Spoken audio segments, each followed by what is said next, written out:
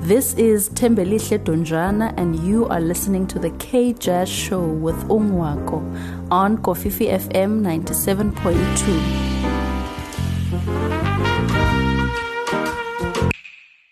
The Prince Albert Community Trust is a developmental organization that uses the arts to drive social transformation within the community of Prince Albert. And it was in May of 2023 that Azuke and her team put together the first ever annual Unity Jazz Festival, which was created to provide the youth of the town and surrounding areas with means to practically deliver the skills that they have developed through PACT's various training programs. And using jazz as a vehicle, they delivered an incredible 5-day event that included masterclasses, food and lifestyle events, including a stellar lineup of musicians. And of course, the festival was attended by audiences coming all the way from Johannesburg and Cape Town. So the festival is back once again in 2024, and this time it promises to be a feast for the soul. Now, joining us this Sunday on the line, Azuke Ntapane. She is the CEO of PACT, and she tells us all. Azuke, welcome to the K-Jazz Show. Thank you. Thanks, Nago. Thanks for inviting me.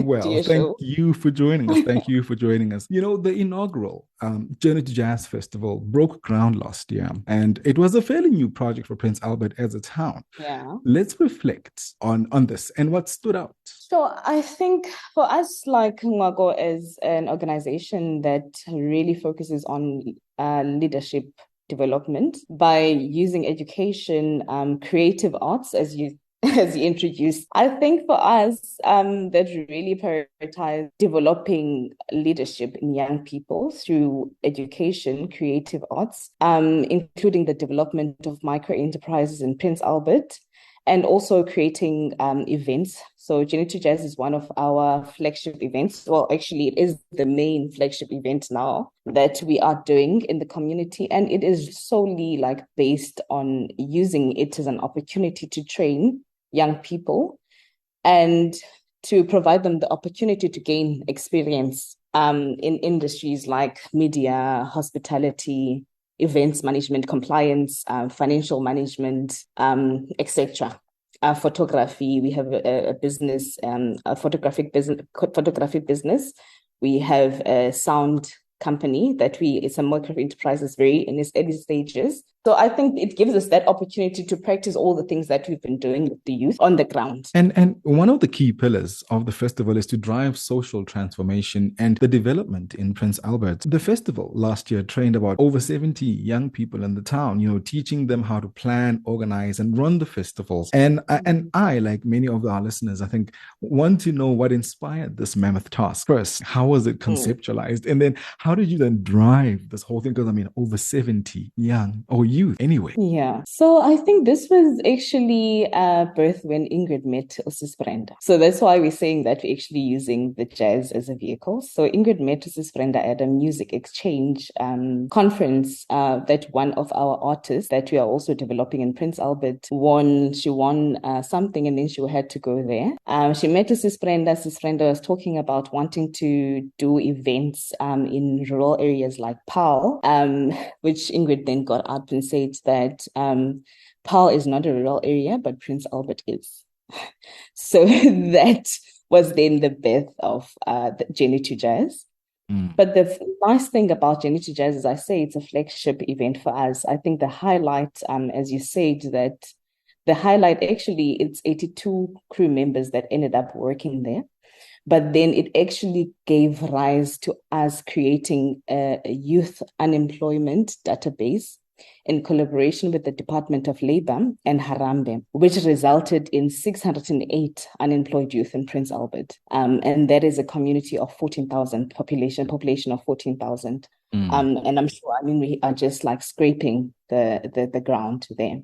So through this initiative, we are able to really get the opportunity to start engaging in youth development, really, because at least we could start training a mass of children, because we had this new festival that we are planning, of which we also don't really have the experience in terms of hosting a big. So it's also a training ground for us as the team as well. How did you, how was that journey, training, the over 80 young children, teaching them how to festival, as it were, Listen, I think the youth of the Karoo are very hungry. They're very hungry. There's no opportunity, not no opportunities, but I mean minimal opportunities. That's why we have a lot of unemployed youth in our area.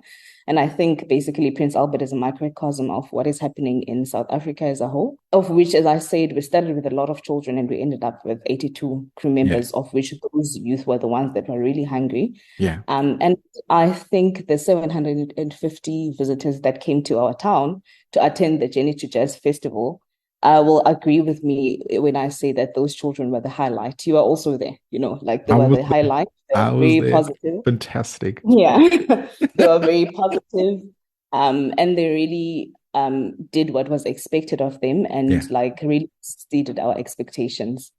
So we are also still in the process of like doing a plan with them, and we starting with our training again in preparation for the 2024 Journey to Jazz. Fantastic work that the team there is doing. And I think, team is used loosely in this conversation because the other team was the town. Now, I mean, Prince Albert is as a town, it's a gem in the middle of the Karoo, and from my experience there, a quiet getaway from those, for those who are looking to just escape the bustle of the city. Now, how did you convince the community to host a 5-day party in their neighborhood with all these people now? Yeah. I think if there were people that were not in argument with Jenny to Jazz, it was only a few people. So I think the community was very open to it because they understood the vision of the Jenny to Jazz Festival and that it is a vehicle to social change, of which it includes the community. I mean, the Jenny to Jazz Festival in itself is an economic investment to Prince Albert, and that is done through boosting tourism in the town, and also like by creating job for the young people. So it is like a collective vision for the town. So really the team, everyone works together. I mean, a lot of people were involved in the Jenny to Jazz Festival that are of the town. And I mean, the businesses also, we are like forging and also have quite a strong relationship with some of the businesses in town. Yeah. And that will continue. So I can't really say that I know anyone that came and approached us and say that I'm not happy about what is going on here. Of course, Kofifi FM, we're chatting to Azuke Ntapane. She is the CEO of the Prince Albert Community Trust, and she joins us this Sunday to talk about the 2024 Journey to Jazz Festival, a world-class event which is coming up from the 1st to the 5th of May, 2024. Azuke, let's talk about the plans for this year now, this edition of the festival. Looking back at some of the lessons, that you've learned at the inaugural, what are we doing differently in 2024? I think one thing that I did not mention, because like I am quite biased, I think one thing that I don't mention, I don't want to take away from the amazing program of 2023 that was curated by Bongani Daya, who was our artistic director. For 2023. And this year, I think mainly in the music program, I'm not comfortable about talking about the music program. We'll have to invite our artistic director, who is Carl Shepherd. And I'll just for the music program, quote him directly in terms of what he said about the music program, not to do any injustice. Right ahead. To inspiration. Yes. So he basically says that our programming strategy paid homage to a specific narrative of the Western Cape music inheritance, which is in keeping with the contemporary jazz follower of today. It is an exciting confluence of modern and classic jazz presented by talented local and international artists. So we have secured some artists. Our lineup is out on Quicket. We also had a press release this past weekend. Early bird tickets are out already on Quicket. We have secured 6 venues, of which one of those venues is our newly acquired showroom theater, which Pact owns. Love that so venue. Which has also been one of our highlights. It also consists of the multiple local and international artists, which are like Africa Mkize, Darren English, Giovanni Guidi from Italy, Adam Zanolini from the USA, and Jonathan Robin, who was specifically selected by the local people of Prince Albert. Cameroon Ward. Yeah. Yes. So it's a strong lineup, but that is out on Quicket. The early bird tickets are out on Quicket as well.